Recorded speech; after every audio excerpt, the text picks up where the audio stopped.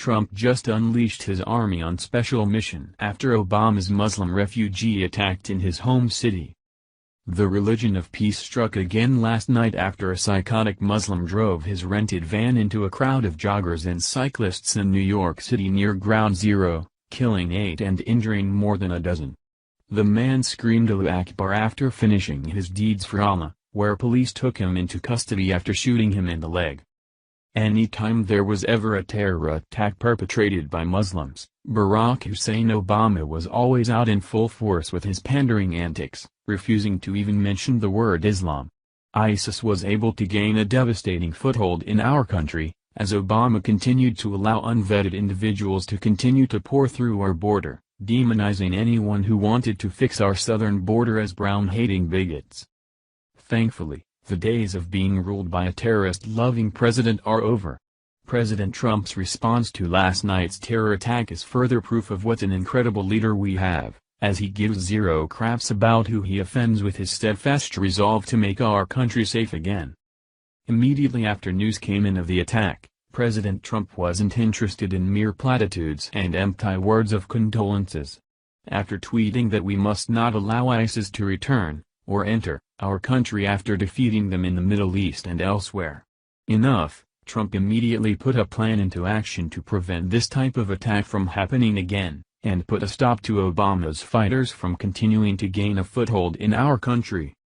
President Trump later announced his new plan to defeat ISIS, where he's now putting new vetting procedures into place and instructing Homeland Security to tighten the screws on who is allowed to enter our country.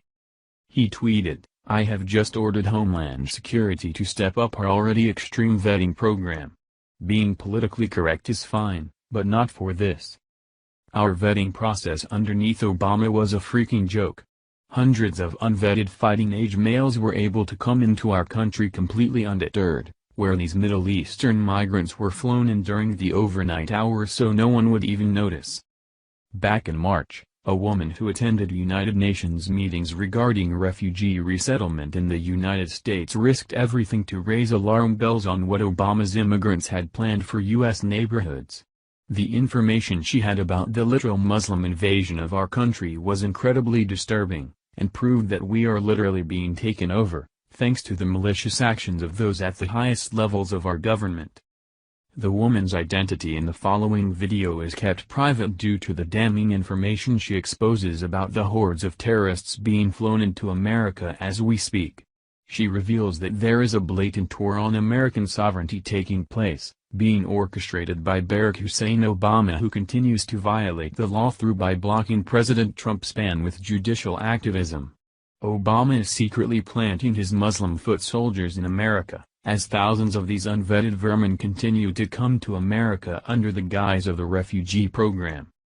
After attending many meetings with the United Nations Office of Refugee Monitoring, she was able to drop the following bombshell on the sickening invasion taking place in America.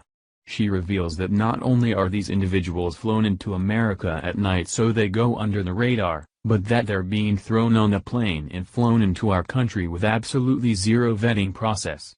She notes that many of them have many highly contagious archaic diseases that were once eradicated from the United States, including leprosy, tuberculosis, smallpox, polio, and giardia.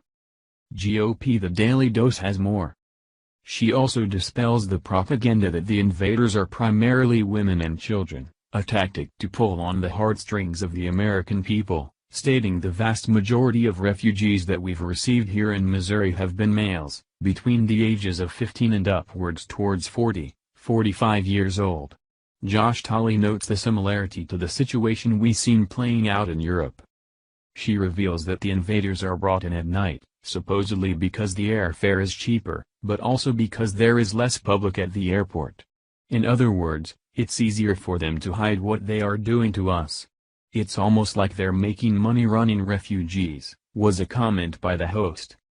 The guest says the agencies are responsible for setting the new arrivals up with a place to live, welfare, food, Medicaid and welfare and a housing allowance, in addition to the cash they receive on arrival. She states that the new invaders don't have any documentation, that they are in essence being given new identities upon arrival, many of them coming in with no more identity than a description as Funya, full name unknown. They were also pressured to identify the refugees in such a way that they would be qualified for Social Security long-term disability. President Trump's stance to crack down on unvetted people from coming into our country is the last shot we have in preventing America from turning into Europe, where terror attacks and sexual assaults on women are now becoming an almost everyday occurrence.